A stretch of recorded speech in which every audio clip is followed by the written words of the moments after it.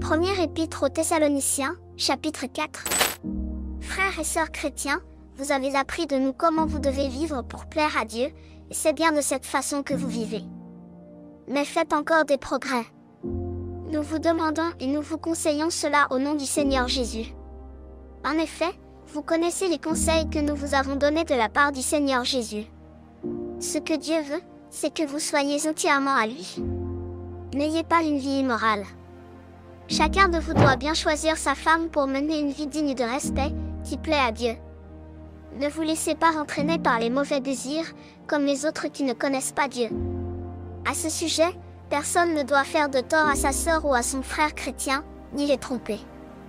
Le Seigneur punit tout cela, nous l'avons déjà dit et redit. En effet, Dieu ne nous a pas appelés à vivre n'importe comment, mais à vivre pour lui.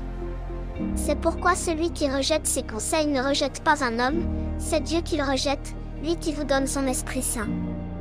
D'autre part, vous n'avez pas besoin qu'on vous écrive sur l'amour entre frères et sœurs chrétiens. Vous avez vous-même appris de Dieu à vous aimer les uns les autres.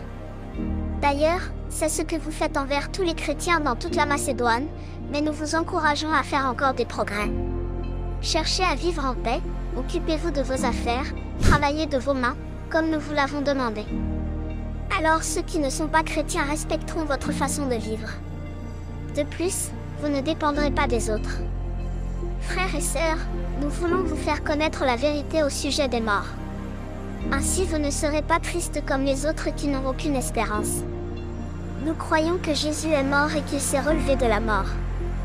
Donc, de la même façon, ceux qui sont morts avec Jésus en croyant en lui, Dieu les réunira à Jésus. Oui, voici ce que nous disons, d'après une parole du Seigneur, nous qui serons encore vivants quand le Seigneur viendra, nous ne passerons pas avant ceux qui sont morts. On entendra un signal, la voix du chef des anges, le son de la trompette de Dieu. Alors le Seigneur lui-même descendra du ciel.